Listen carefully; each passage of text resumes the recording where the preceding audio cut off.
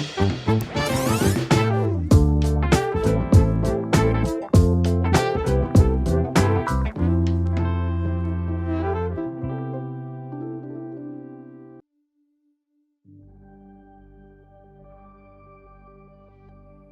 आज की इस वीकली रिवाइंड में हम जिन टॉपिक्स पे बात करने वाले हैं वो है पबजी के बाद यूट्यूब बैन की बारी, पाकिस्तान में शायद हलीमा सुल्तान बनाने की तैयारी, कोरोना को मिली पाकिस्तान से छुट्टी और ईद से पहले ही पाकिस्तानी अवाम रेस्टोरेंट्स जाने को चल उठी। यार मुल्क में टैलेंट की तो कमी बिल्कुल नहीं, पर मसलों के हल प्रपोज करने वाले लोगों की भी कोई कमी नहीं है और नए नए सोल्यूशन ही हर दिन आपको नजर आते हैं। अब आप YouTube बैन के बारे में अगर बात करें तो एक्चुअल में यार इन्फॉर्मेशन और विजडम दोनों में एक थोड़ा सा फ़र्क है। एक बारीक सी लाइन है कि इन्फॉर्मेशन जो आपको फर्स्ट सोर्स से मिली और आपने उसको इंटरप्रेट कर दिया जैसे आपको समझ आई, तो दैट इज़ इन्फॉर्मेशन।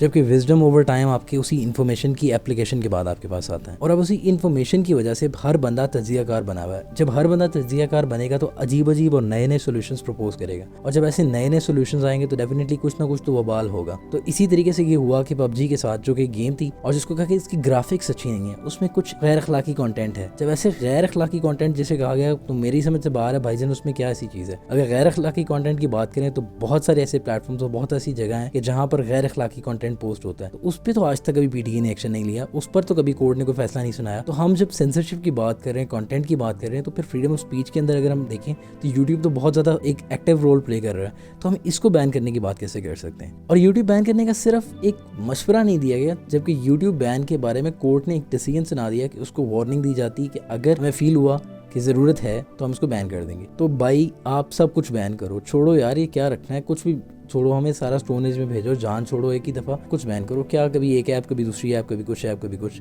तो इस तरीके से नहीं चलेगा। ट्राई टू अंडरस्टैंड कि यार ये सोर्स है जिसके थ्रू लोग बहुत कुछ सीख भी रहे हैं, सिखा भी रहे हैं और बहुत सारे लोगों का जरिए माश है, लोग यहाँ से कमा रहे हैं। तो अभी प्रॉब्लम सिर्फ ये है कि हम अपनी टर्म्स को डिक्टेट करना चाह रहे हैं डिफरेंट प्लेटफॉर्म्स के कि यार ये कॉन्टेंट होना चाहिए और ये नहीं होना चाहिए, और वो प्लेटफॉर्म्स हमारा नैरेटिव नहीं समझ सकते। वजह यही है कि उसमें इन्वॉल्वमेंट होती है पैसे की। जब तक कि ब्रांड्स किसी प्लेटफॉर्म पर इन्वेस्ट करते हैं तो उतनी कंट्रीब्यूशन आपके मुल्क से यानी कि आपकी जीडीपी से उस प्लेटफॉर्म की तरफ जाती है। तो अभी तक इस डिजिटल अवेयरनेस के दौर में हम लोगों की इतनी इन्फ्लुएंस नहीं है इन प्लेटफॉर्म्स पे, ना हम लोग इतना कंट्रीब्यूट कर रहे हैं कि हम उनको डिक्टेट कर सकें या हम उनको गाइड कर सकें कि हमें ये चीज़ चाहिए भाई और ये चीज़ बैन होनी चाहिए। कंपैरेटिवली अगर आप देखो तो यार इंडिया में इस वक्त यूट्यूब स्पेस एग्जिस्ट करता है, इंडिया में आईफोन की मैन्युफैक्चरिंग स्टार्ट हो चुकी है, India is getting in two things, और हम लोग अभी क्या कर रहे हैं? और जो अपॉर्चुनिटीज़ जो हमारे पास फ्यूचर का स्कोप है जिसमें हम लोग कुछ कर सकते हैं, हम उन चीज़ों को बैन कर रहे हैं।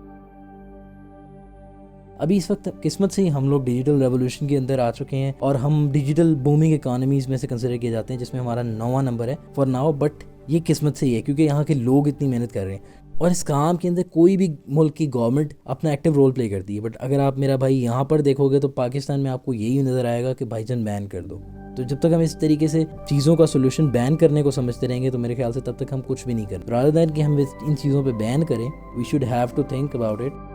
प्लेटफॉर्म्स के अंदर जो कि अभी 4 से 5 साल में इन हुए हैं, उनके ऊपर आप देखेंगे स्नैपचैट, इंस्टाग्राम और ये सब प्लेटफॉर्म्स जो भी इसको हम लोग एक्टिवली यूज़ कर रहे थे, तो यहाँ पर ब्रांड्स ने अपना इन्फ्लुएंस करना स्टार्ट कर दिया और एक इकोसिस्टम क्रिएट हो रहा है। तो यार जब इस तरीके का एनवायरनमेंट डेवलप हो रहा है तो उसमें आप इन चीज़ों को बैन करना शुरू कर दो तो मेरे ख्याल से यार ये तो एक इनसिक्योरिटी वाला एलिमेंट लेकर आएगा आपकी सोसाइटी में। और जब ये ट्रस्ट डेफिसिट क्रिएट होना शुरू हो जाए किसी सोसाइटी में तो मेरे ख्याल से वो चीज़ें यहाँ पर चलती नहीं है। तो अगर आप ऑन अ लॉन्गर रन लेकर जाना चाहते हो अपनी इस इकोनॉमी को डिजिटल इकोनॉमी में, तो डिजिटल इकोनॉमी इस वक्त हर मुल्क की ज़रूरत है, इसको हम इग्नोर नहीं कर सकते। इसको हम ये नहीं कह सकते भाईजान इससे मिस कराओ और जो है काम चल जाएगा, तो ऐसा नहीं हो सकता।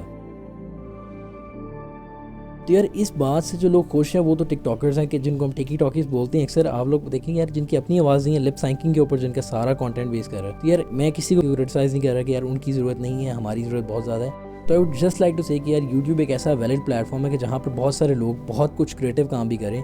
हाँ कुछ कंटेंट होगा बिल्कुल जो ऑब्जेक्शनेबल होगा, but we should need to think about it कि यूट्यूब की पॉलिसीज़ जितनी स्ट्रिक्ट हैं उतनी स्ट्रिक्ट पॉलिसीज़ किसी और प्लेटफॉर्म की नहीं। आप बेशक इंटरनेट पर सर्च कर सकते हैं। तो अगर कंटेंट सेंसरशिप की बात करें तो सबसे ज़्यादा कंटेंट सेंसरशिप इंटरनेट पे मेरे ख्याल से सिर्फ यूट्यूब ही कर रहा है। शायद ही कोई ऐसा प्लेटफॉर्म हो जो कि अब्यूसिव कंटेंट या अब्यूसिव वर्ड्स यूज़ करने पे या पॉलिटिकल हेट स्पीच के ऊपर आप लोगों को इस तरीके से एक वार्निंग देता हो, ऐसा कोई भी नहीं कर रहा सिवाय यूट्यूब के। तो क्या ऐसे बड़े प्लेटफॉर्म को अपने मुल्क में बैन करना किसी भी मसले का हल हो सकता है? सच कहूँ तो मेरे ख्याल से ऐसा कुछ नहीं हो सकता। किसी भी ऐप या प्लेटफॉर्म के बैन होने का गम एक्चुअल में क्या होता है तो ये हमारे डिजिटल फौजी जान सकते हैं जो कि इस पबजी के बैन होने के बाद रिटायर्ड हुए बैठे हैं। और यार ये एक बहुत अजीब सा साइकोलॉजिकल स्ट्रेस वाला एनवायरनमेंट क्रिएट करता है। तो पबजी बैन से रिलेटेड जो अपडेट हमारे पास अभी तक आई है वो यही है कि गुज़िश्ता हफ्ते में पबजी का जो बैन था उसको सस्पेंड कर दिया गया है, जो कि कोर्ट की तरफ से ऑर्डर हुआ था कि इस गेम को बैन कर दिया जाए। अब उस बैन को सस्पेंड कर दिया गया है कि अभी तक बैन सस्पेंड होने के बावजूद भी ये गेम रिज्यूम नहीं हुई है और काफ़ी जगह पर ये एक्सेसिबल नहीं है कि आने वाले हफ्तों में हम लोग पबजी को दोबारा से एक्सेस कर सकेंगे। माइट भी कि अभी तक बैन सस्पेंड हो गया है बट उसका इम्प्लीमेंटेशन अभी तक नहीं हुई। तो एक डिसीजन लेने के बाद उसको रिवर्ट करके अगर आप अपने डिसीजन को नल एंड वॉइड कह दो तो डेफिनेटली आपकी बात की क्रेडिबिलिटी खत्म हो जाती है। तो सेम गोज विद दैट कि अगर आप एक दफ़ा एक चीज़ को गलत कह रहे हो और बाद में आप कहते हो कि नहीं यार वो गलत नहीं है, तो ऐसा कोई भी मैक्रो लेवल का डिसीजन लेते हुए मेरे ख्याल से गवर्नमेंट को एक दफ़ा सोचना चाहिए कि यार हम लोग जो भी करने जा रहे हैं उसका रिएक्शन क्या होगा, क्या उसमें फैक्ट्स हैं। अगर आप उन फैक्ट्स को नहीं एनालाइज करेंगे तो डेफिनेटली यह आप लोगों की क्रेडिबिलिटी को डाउटफुल कर देगा। तो यार जहाँ बाकी तमाम टॉपिक्स पे बात कर रहे हैं वहीं मैंने सोचा कि एक ऐसा टॉपिक भी होना चाहिए जो हमारी सोसाइटी की किसी कल्चर की बात करे। यार बात करते हैं कॉपी कल्चर की। जैसे यार हम पंजाबी में छापा कहते हैं, तो ये छापा पुलिस वाला छापा नहीं बल्कि वो छापा है जो हम टीन से लेकर 18 तक लगाते हैं, अपनी ज़िंदगी में कहीं ना कहीं लगा ही जाते हैं। और यार ये आदत हम लोगों में ना एल्फी लगा के पक्की हो चुकी है। कोई और काम हम अच्छा करें या ना करें पर हमें से अक्सर और बेशतर लोग ये काम बेहतरीन कर लेते हैं। और अब सच पूछे तो मुझे लगता है कि यार कोरोना तो शायद इस मुल्क से ख़त्म किया जा सकता है पर इस कल्चर को नहीं। तो इस दौर में जब सभी लोग इर्तुगरुल से बखूबी वाकिफ़ हैं और अगर हलीमा सुल्तान का पाकिस्तानी रीमेक हो तो शायद कुछ ऐसा हो। और ताज़ा तरीन अपडेट ये है कि अभी इसी हफ्ते हुआ है इर्तुगरुल का पाकिस्तानी वर्जन जारी और उसको नाम दिया गया है राज रानी का। और उसका टीज़र कहानी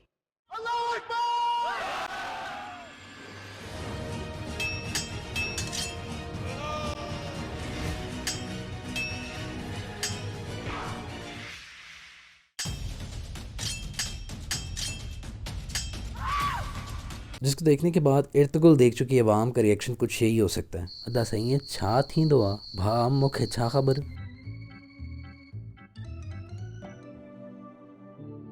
तो यार कोरोना को मिली है पाकिस्तान से छुट्टी। इस हफ्ते जो है कोरोना के केसेस में काफ़ी कमी नज़र आई है। स्टैट्स का जो ग्राफ है काफ़ी नीचे आ चुका है यार, जिस वजह से ना हमारी अवाम में खुशी की लहर दौड़ गई है बड़ी हैवी किस्म की।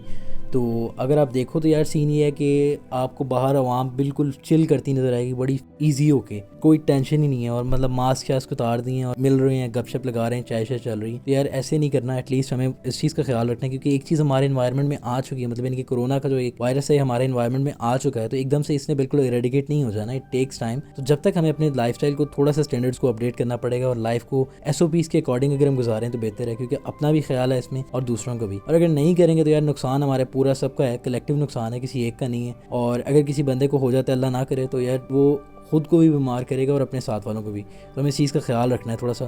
तो बी केयरफुल भाई जी, टेंशन ले के थोड़ी सी मतलब इनके प्यार से ज़रा आराम से इस चीज़ को हमें एड्रेस करना है क्योंकि भाई जी ज़्यादा इजी हो गए ना तो हमारी वहाँ को पता है कि इजी हो जाए तो फिर बिल्कुल इजी हो जाती है और उस तरीके से काम जो है ना एड्रेस नहीं होता। तो यार ईद करीब और ईद की बात ना की जाए ऐसा हो नहीं सकता। तो यार सिचुएशन ये है कि इस वक्त मंडियां जो है हर शहर में सज चुकी हैं और कुर्बानी के जानवरों की खरीदारी शुरू हो चुकी है। बट इस दौरान बड़े बड़े जो सीन होते हैं मतलब हैवी सीन्स होते हैं जो होते हैं, तो अगर आप ये वीडियो देख लेंगे ना तो आपको बिल्कुल यकीन हो जाएगा पाकिस्तान में टैलेंट की कोई कमी नहीं है, यकीन माने मेरा।